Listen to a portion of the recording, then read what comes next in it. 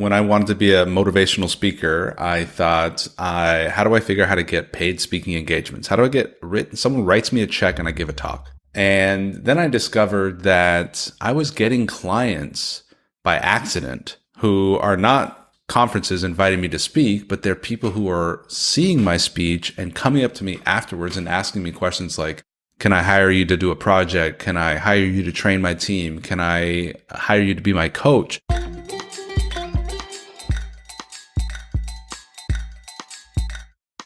Podcast Junkies, episode 299. Welcome back. I'm your host, Harry Duran. If you are new to the show and wondering what we've been doing for the past 298, you might want to check out some of that back catalog. I've had so many conversations over the course of the 8+ years I've been doing this. It's been really inspiring and it's showing no signs of slowing down.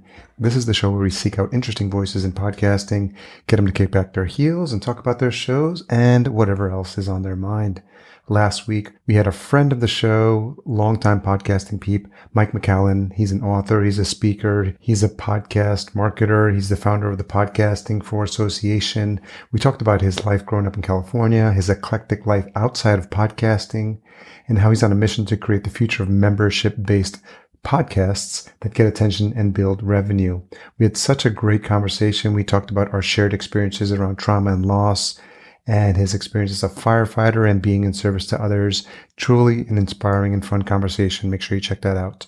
This week, I have the pleasure of speaking to Majeed Mogharreban. He's a longtime friend. We connected at a speakers conference years ago, and Majeed joins the show to share his experience as a speaker, how he's mentored hundreds of business owners and inspired audiences across the globe with his wit, his humor, and his directness. We had so much fun. We laughed a lot on this conversation. He opens up about being intentional, the relational aspect of podcasting, and the process of becoming. So we get a little deep as well. You'll definitely enjoy this conversation. One other note is that before we got started in this interview, Majeed had asked me for some information about the folks that listen to this show. And I thought it was such a well-crafted question, and it allowed me to think about how I would answer that and to go through the backstory for this podcast and talk about some things I may not have spoken about in a while. And so for folks new to this show, it's helpful to hear the origin story and what goes through my mind as I think about these episodes and I think about these conversations with you, the listener. So it's a little extra pre-show talk that I think was very helpful, and I've decided to leave that in here as well. But before we get into that, a couple of words from the folks that support this show. I'm grateful for the opportunity to partner with Focusrite. I'm so excited to talk about their newest line of sound cards, the Vocaster. It's got an endless list of features. I'll go through a couple here. Auto gain, easily set your levels with the click of a button. With more than enough gain on tap, 70 dB, no booster needed. An enhanced feature which allows 4 podcaster-approved voice presets, which will bring out the best in any voice. You can silence the mic with the touch of a mute button and record phone calls, high-quality music, or any audio from your device seamlessly. You can record to a camera directly to its memory card. It's got a loopback feature to stream calls or any other audio you can think of from your computer, and 3 amazing packages of software: Hindenburg Lite, 3 months of Squadcast Pro plus video, and 6 months of Acast Influencer. What an amazing package. You can learn more at podcastjunkies.com/Vocaster. I always like to tell people there's 3 folks in the conversation: the host, the guest, and the listener. And it's listener singular. There's one person listening. That's right. To our conversation. As much as we know there's hundreds or maybe thousands of people subscribed to our shows, there's literally one person listening at this moment in time. Yeah. Okay, so we're recording this podcast for your audience. Yes. Can you tell me about your audience and what the intention of this show is? It was started with the intention of connecting with folks in the podcasting space. The longer story is I went to a podcast conference in 2014, and it's called New Media Expo, to learn how to podcast because I thought I was going to create a podcast for me to interview DJs because that's my first passion, electronic music, house music. I grew up DJing vinyl. And I realized how hard that was going to be to track them down. But I saw these podcasters. Pat Flynn was there, Amy Porterfield, and I was like, oh, this is cool. And then I remember this show from the 80s, 90s called Inside the Actor Studio. I always loved it because it was a unique peek sort of behind the curtain about like these actors. You just see them on screen, but then you get an hour. James Lipton talking to him for an hour. I'm like, oh, like he's humanizing these people. I actually I know what their hobbies are and what they like to do in their downtime. And that was like the model. And I was like, what about me telling the stories of the podcasters behind the mic? And you hear their polished product when it gets published. What do they think about as they prepare for the shows? And a lot of times, as the show's been going on for 8 years plus, I'm closing in on 300 episodes. It's been a fascinating way to just, what I say, just let folks kick back their heels and just talk about what's on their mind. Yeah. And the common thread in all the shows is that they're podcasters. So you're speaking to other folks who are podcasters as well to understand what you've gone through in your journey, what inspires you, what challenges you, and what keeps you going. Because I think at the end of the day, as I think about refining like who it is that I'm speaking to and who I imagine is listening to the show, it's people who are also consider themselves professional podcasters and just wants to hear sort of a peek behind what's happening with other folks' shows. So I think the objective would be to help folks feel like they're not alone, in this journey. And there's no right way to do things. There's so many different flavors and format and styles that I've been just enjoying capturing them all. And here's the other little secret that's helped from a podcasting perspective to think about is it's a stage. I know as a speaker you can relate to stages, but this is my stage. And I'm like, I want to invite my friends on and people that I haven't spoken to, like Majeed, that we haven't caught up in a long time. And I'm like, let's just catch up on the show. You have a podcast. Let's hear what's going on. And I enjoy these conversations. And every podcaster should see their guest on the calendar and be like, oh, I'm looking forward to that. If it ever gets to the point where you're just like, I don't want to have that conversation, there's something to think about. Maybe that's not the energy you want, because you're going to bring that into the show, right? You're going to be like, here we go, we're just slogging through another interview. So I really want the listener to feel like they pulled up the bar stool and just we're just chopping away. And they're like, oh, that was fun. That was cool. Really enjoyed getting to know you guys. Cool. Well, I can already tell from your voice that you're just very calm and it's easy to have a simple, grounded conversation. And so I'm looking forward to this. All right, I'll let you lead. You tell me what you want me to do. I love origin stories. So for the benefit of the listener, can you, to the best of your ability, recap how we met? Sure. There I was, Colorado Springs, Colorado, and across the room, one of the most handsome men. We locked eyes and he had this deep, calm voice. Who is this guy?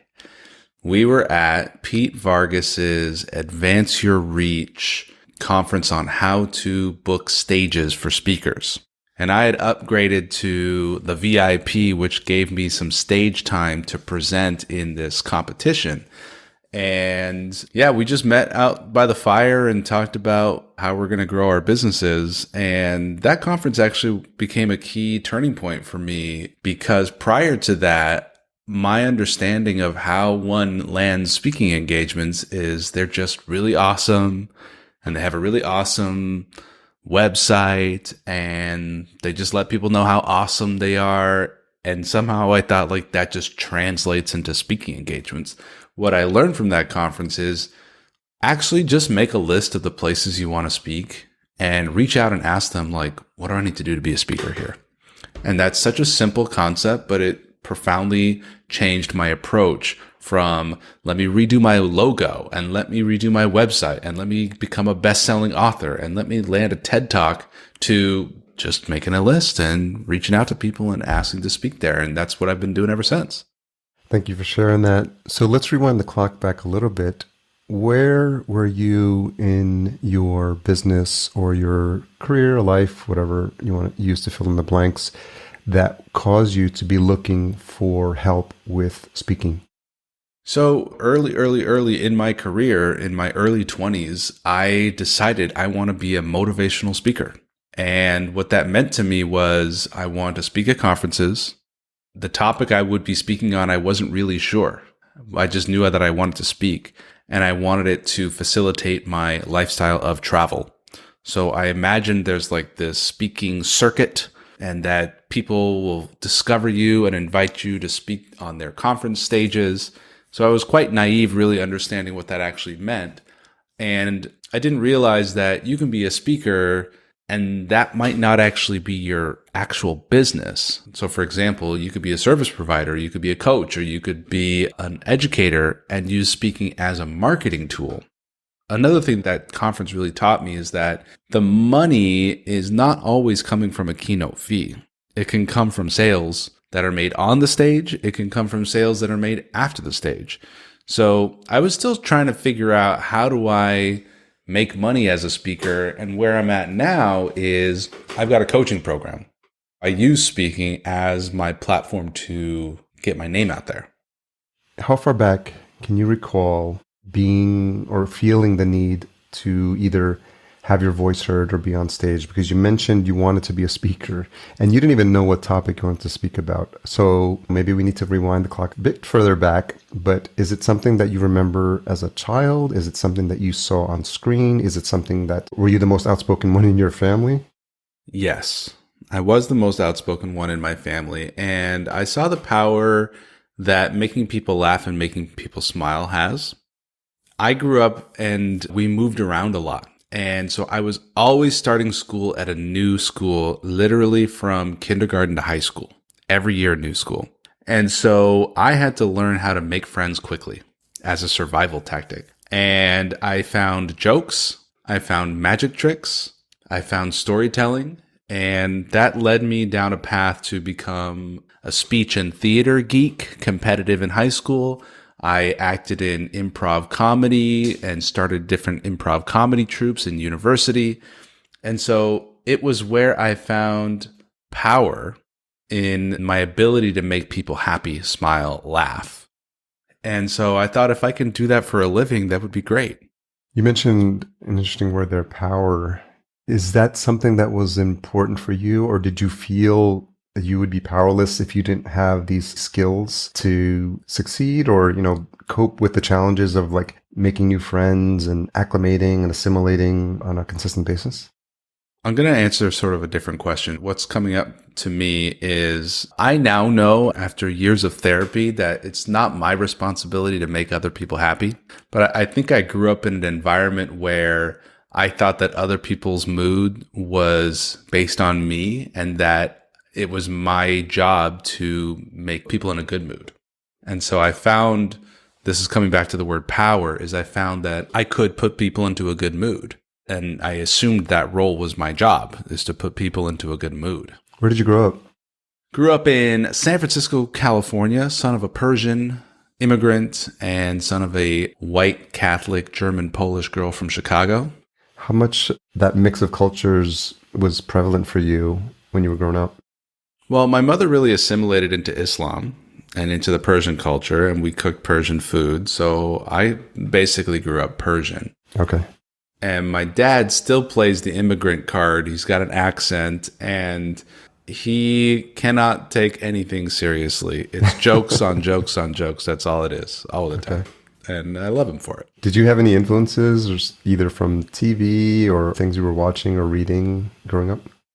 I would say Jim Carrey, Ace Ventura.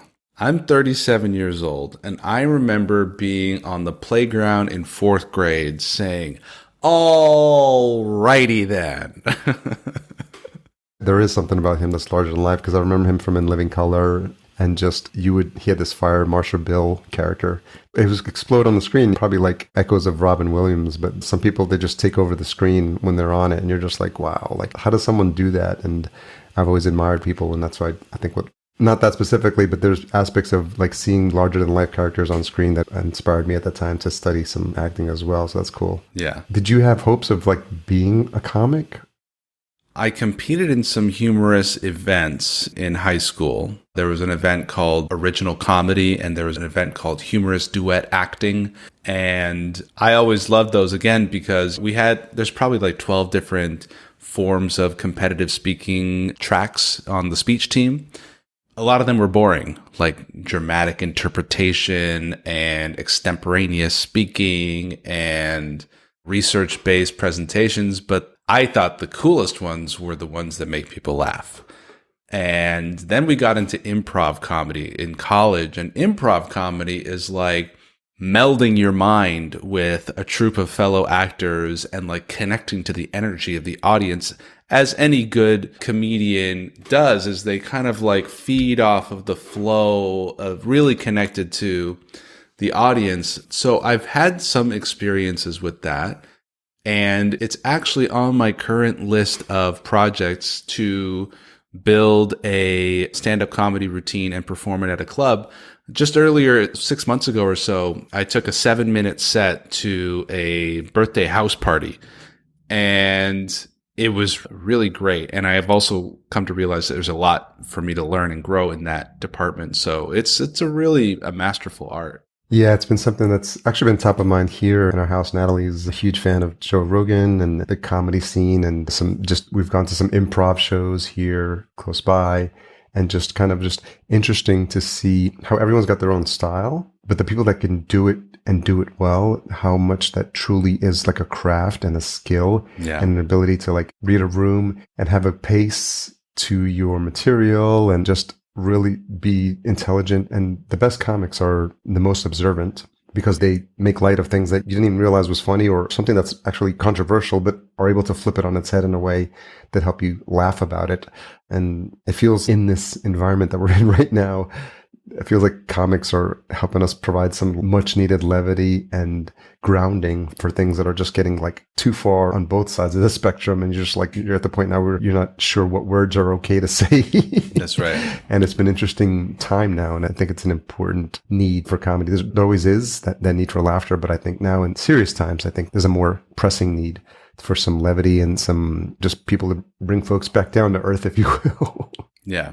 How have you thought about that? Has that been anything that's been top of mind? Because I'm sure you don't have to turn too far to see or look too far to see what's been happening in the news and the topic of woke and cancel, and just people are just on edge right now and just fearful of what to say. And it feels like comedy is important now. Yeah, I think that comedy should have sort of a sacred pass and to be allowed to say anything, because it is an art form, because it is social commentary. And I think we've seen the threat of losing that recently. I live in Canada. I live in a very conservative city. I live in the capital of Canada.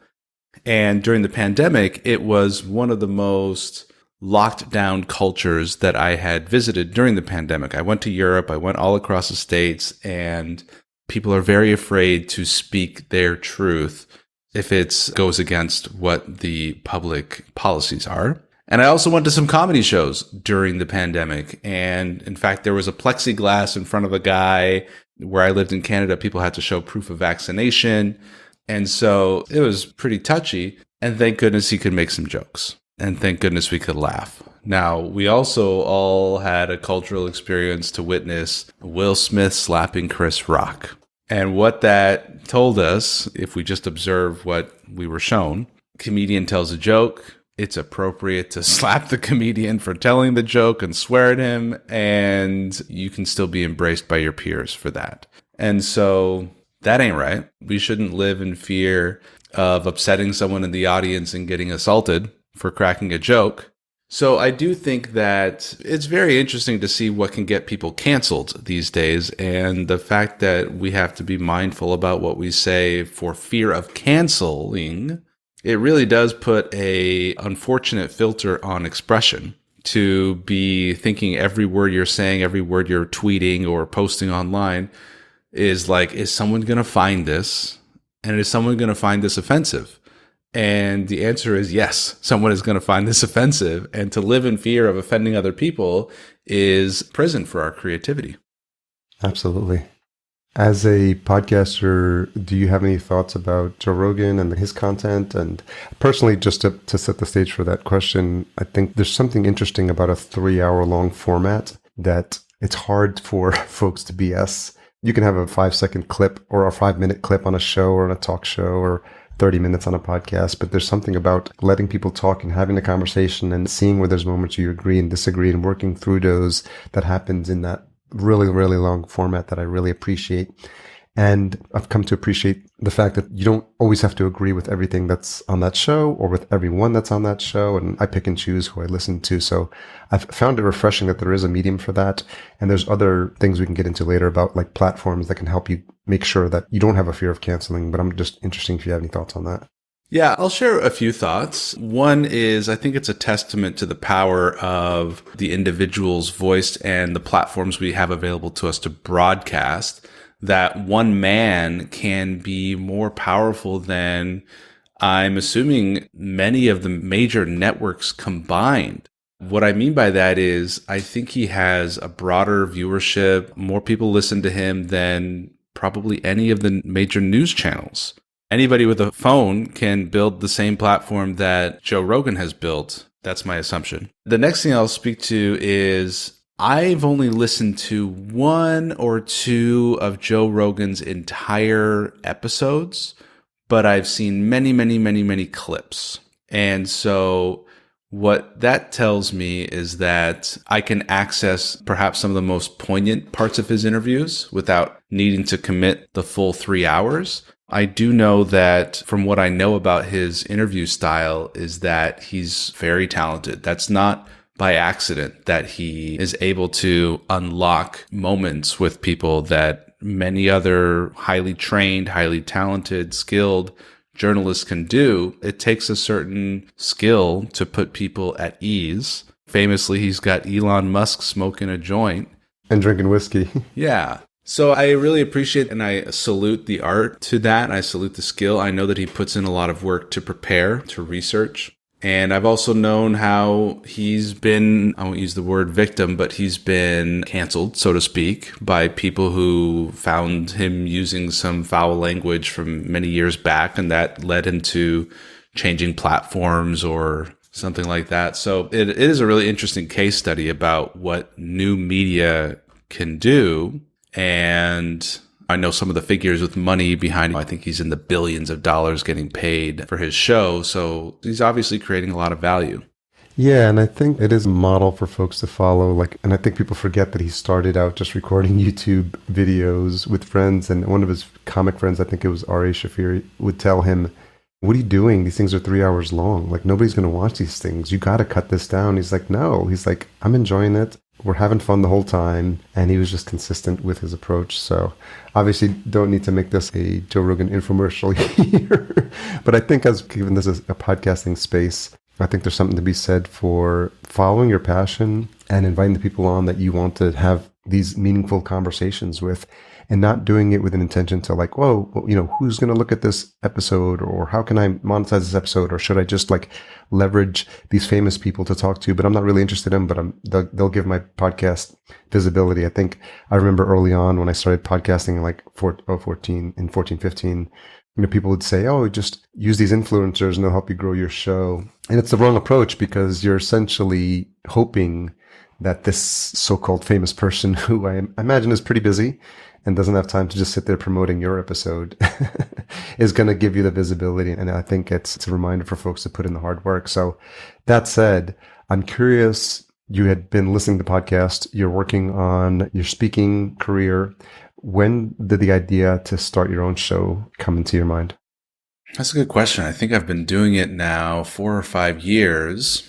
I think it was just an assumption that, well, I'm on Facebook, I'm on Instagram, I'm on YouTube, I should have a podcast. And being that I'm a speaker, it seems to make sense. I'll tell you how I use my podcast, and I don't know that it's necessarily good advice to follow, but I've never once looked at how many downloads I've had. Honestly, I don't even know where to look. I use a guy who does all the technical stuff for me. So I send him the recording and he takes care of everything. And when he's done with it, it's posted on my website. It's on all the major streaming platforms, iTunes, Stitcher.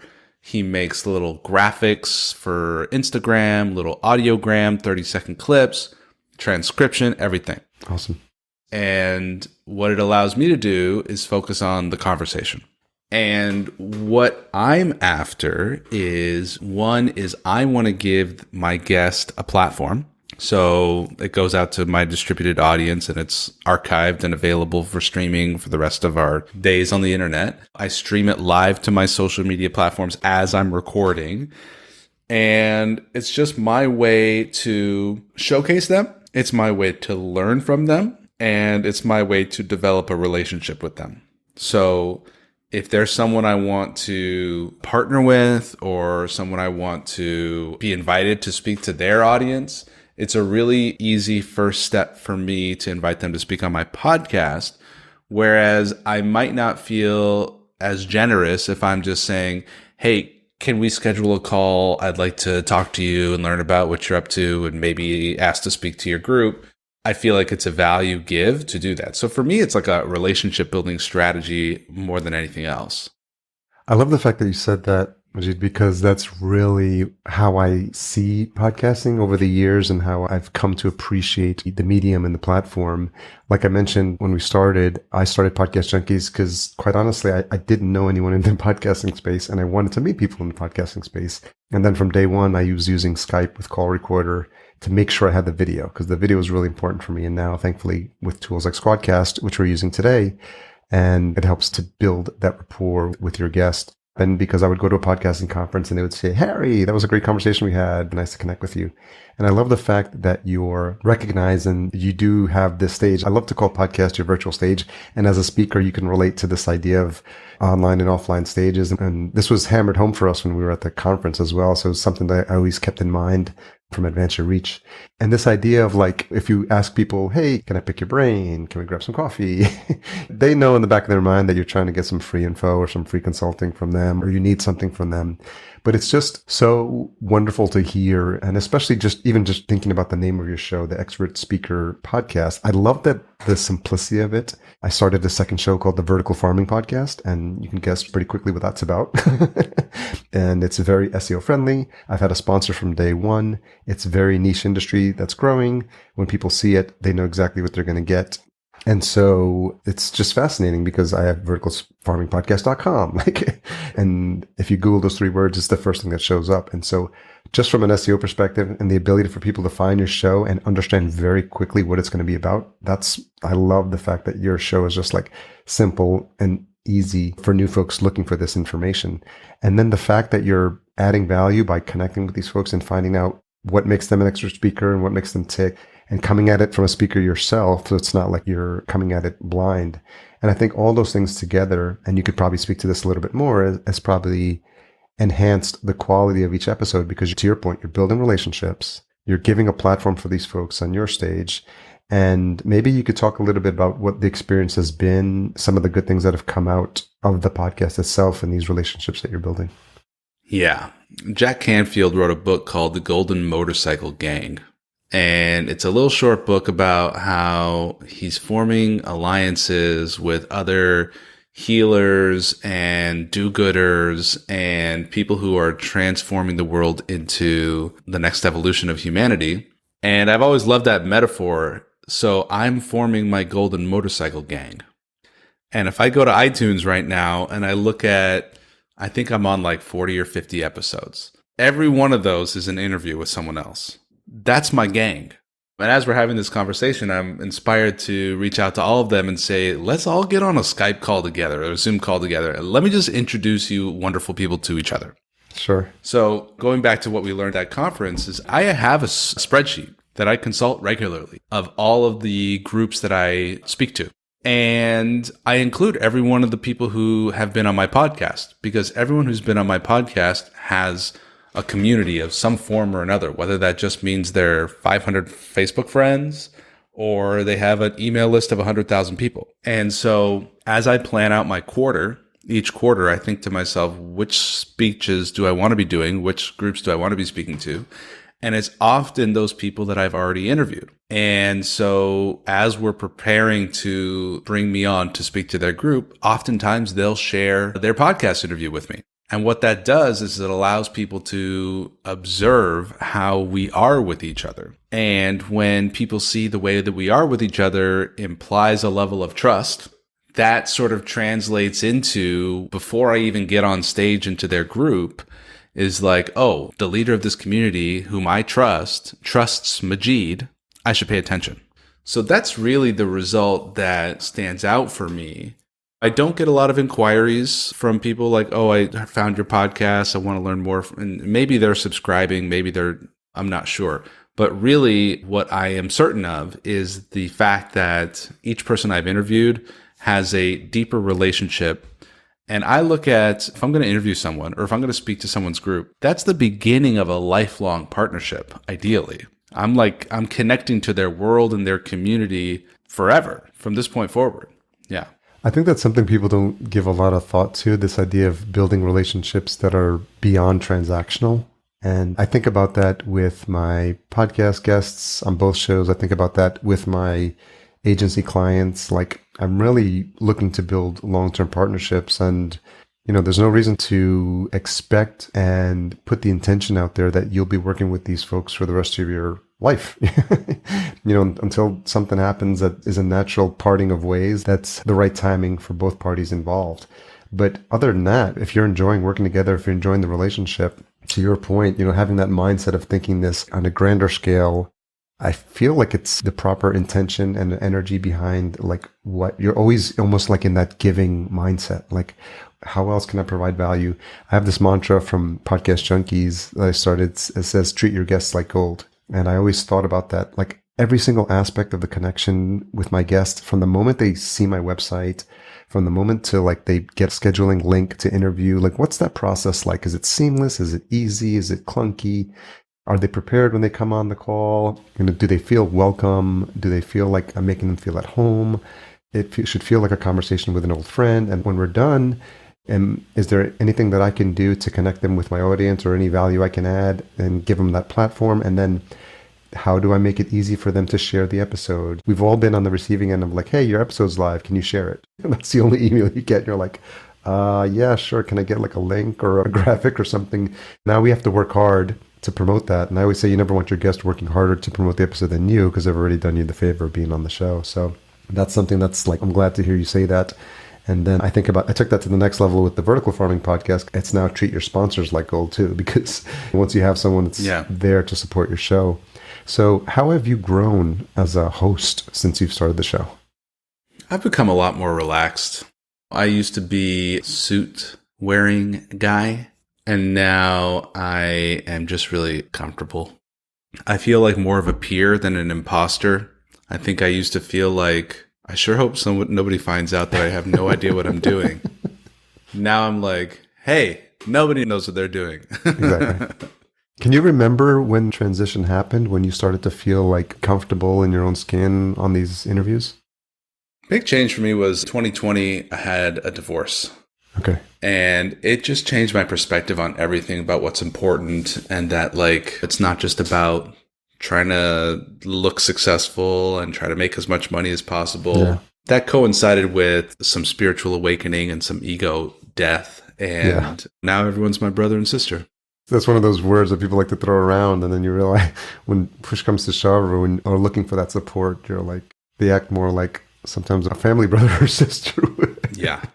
So I'm mindful, and I love what you said before we press record, is that there's three people in this conversation. There's you, and there's me, and there's the listener.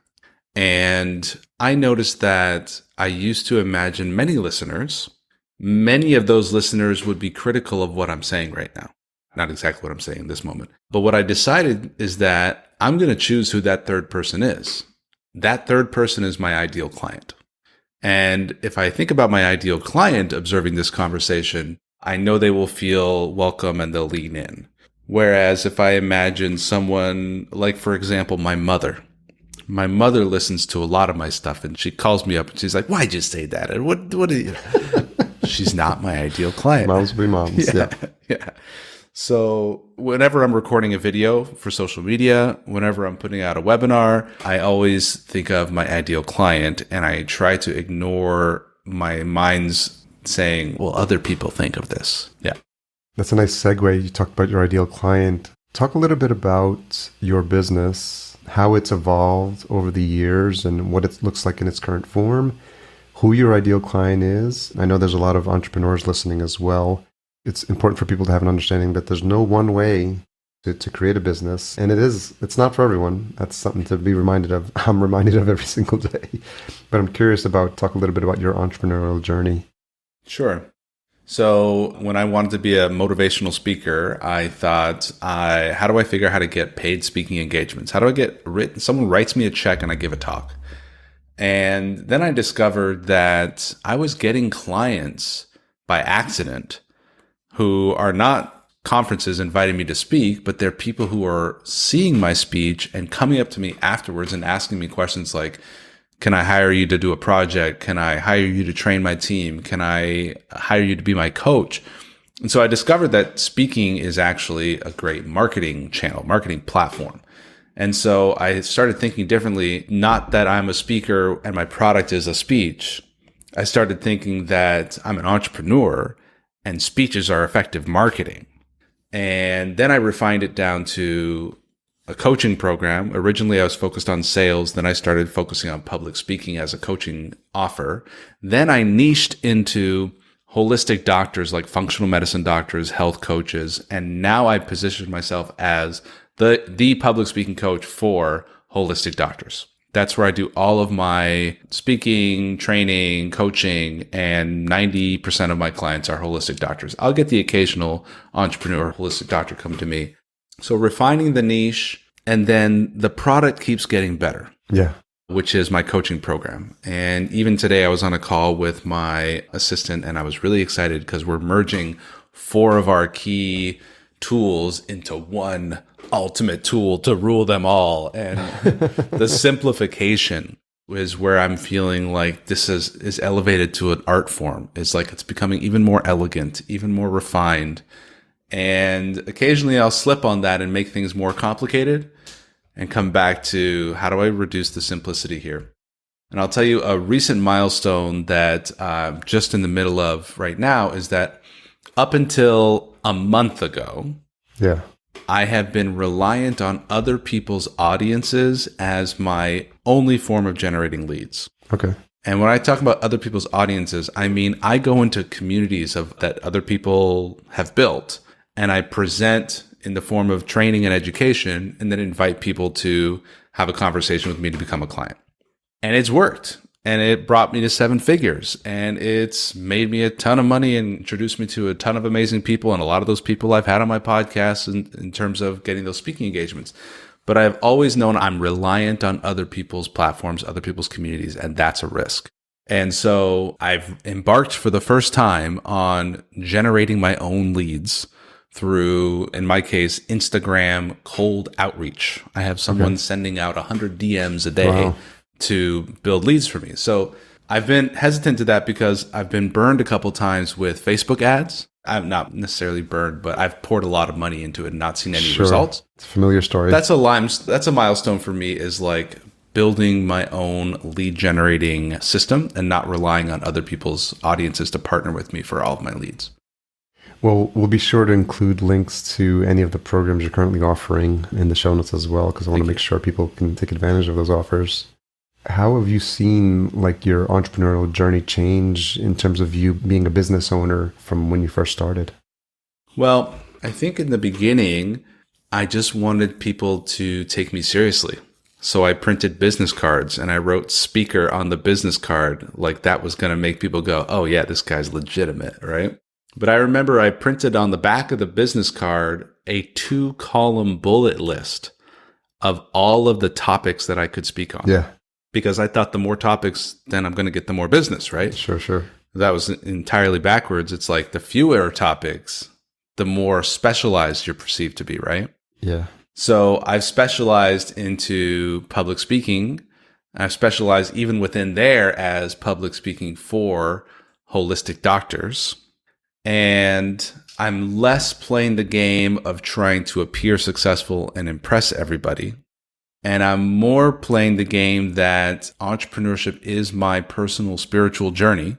And that when I choose my avatar, my ideal client, then my challenge is not to convince them to hire me, but my challenge is to become the perfect solution for them. And the journey of becoming the solution for my ideal client is my personal development program, is my spiritual development program. And when I feel like I've arrived and I'm attracting these people that I want to work with, then my next upgrade is who's the next level person that I want to serve and who do I get to become to serve that level of a player. Do you think about, in the context of your spiritual practice, who you're becoming and who you want to become? Of course. What does that look like for you? So I have a professionally recorded meditation I'm very proud of. And it guides my clients, and I take my clients through this every time, and I always do it with them. It's a glass sphere spaceship. and you get inside this glass sphere and you hold on to these controllers in front of you, and you can move the sphere spaceship forward and backwards, and it's on a track, like a train track. But you notice that as you're moving it forward and backwards, that it's actually moving through time. And you can move back in time as far as you want, and you can move forward in time as far as you want. And you get to see how your life unfolds. And you get to see what the next 12 months looks like, what the next 5 years looks like. And you get to go all the way to the end of your waking life in this body and observe it all. And you get to have a conversation with your elder self at any age you choose. And then you get to realize that the track can actually collapse in time. Because one of my favorite questions is, how do I achieve my 10 years goals in the next 6 months? Yeah. And that question allows you to realize that whatever goal it is doesn't have to take 10 years. Sure. And then I choose to believe that I am those people now. I am that future version of me now. And I have access to all of the wisdom that my future self would have now. And one of the things we do in our practice, in our work, is we create the character that is our future self. And then we step into that character now. Because our future self, who's already done 100 speaking engagements, already did the TED Talk, already lectured at Harvard, already spoke at Google, that person exists. And when you embody that person now, doing all the steps to get there is easy. Because if you were to ask yourself after you've done it, what was it like? They were like, oh yeah, I did this, I did that, I did that. Yeah. So for me, the journey comes back to raising my kids. I have a 6-year-old boy and an 8-year-old girl, Charlie and Ruby. It comes back to enjoying each day by watching the sunrise and watching the sunset and being the most loving, kind man I can be. And so I'm no longer chasing the achievements that I think are going to make me happy, and instead choosing to enjoy the journey and enjoy the process, as that is winning the game for me. Wonderfully put. And I think that exercise is, I can just feel how powerful something like that would be in the context of just you're taking control of your own life and with the future, and also understanding from a multidimensional perspective that everything is happening all at once right now. And you're just aligning yourself into the stream of the life that's already had the success. So I can see how that all that can happen and how transformational an exercise like that can be for your clients. That's really cool.